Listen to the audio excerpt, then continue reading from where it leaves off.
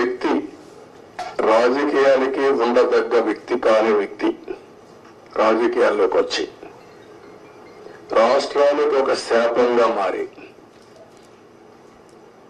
ఎందుకు నేను ఈ మాట వాడుతున్నానంటే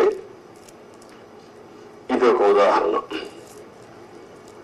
పోలవరం కేస్ స్టడీ ఇలాంటి చాలా జరిగాయి. అతిపెద్ద తప్పు కాదు, తప్పు కంటే కూడా ఒక శాపంగా మార్చేశారు రాష్ట్రానికి. మామూలు కాదు ఇది, క్షమించరాని నేరం కూడా. ఒక చిన్న తప్పు చేసేది అనుకుంటాం, అలాంటి పెద్ద ఇది చేసి డయాఫామ్ వాల్. ఇక్కడుండే ప్రెస్ లో మీరు చాలా మంది ఉంటారు. నేను దగ్గర 30 సార్లు వచ్చే 31సారి ఈ ప్రాజెక్ట్ కి. నా మనసంతా ఈ ప్రాజెక్ట్ మీద ఉంటుంది. అందరికంటే ఎక్కువ బాధపడే వ్యక్తిని నేనే.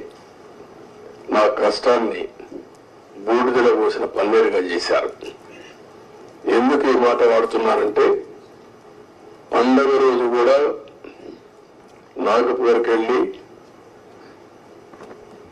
ఇప్పుడు గట్కర్ ఎక్కడ ఉంటే వాళ్ళ ఇంటి దగ్గర ఉంటే పోయి ఆయనతో మాట్లాడి, అదే మాదిరిగా అప్పుడు ఉమాభారత్ మినిస్టర్ అంటే ఆవిని కన్విన్స్ చేసి, ఎక్కడ ఎలాంటి అడ్డంకులు లేకుండా అన్ని అడ్డంకులు, ఇక్కడ కూడా ఒకసారి 2 సార్లు అయితే ల్యాండ్ ఎక్విజిషన్ అప్పుడు అంతా కూడా కొంత ట్రబుల్స్ క్రియేట్ చేస్తే వాళ్ళందరినీ పిలిపించి నయానా భయానా చెప్పి వాళ్ళు కన్విన్స్ చేసి వాళ్ళకు లిబరల్ గా రీహాబిలిటేషన్ కానీ రిలీఫ్ కానీ ఇచ్చి మొత్తం చేశాం.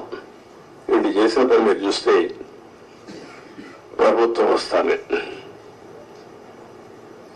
రివర్స్ టెండరింగ్ అన్నారు. వచ్చిన వెంటనే అదే రోజు, ఒక మాటలో చెప్పాలంటే సేమ్ డే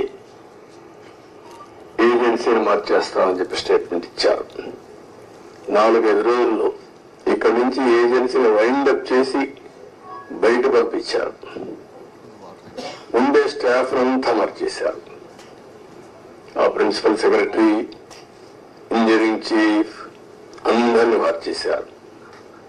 అక్కడి నుంచి ఎవ్వడికి తెలియని వ్యక్తులు పెట్టేశారు. ఇక్కడ 19-20 వరదలు వచ్చాయి. గోదావరి వరదలు వస్తే ఎంత తీవ్రంగా వస్తాయో మనందరికీ తెలుసు. 2 సార్లు వరదలు వచ్చి మొత్తం మీరు చూస్తే దగ్గర డయాఫామ్ వాల్ 4 చోట్ల బ్రీచ్ అయిపోయింది.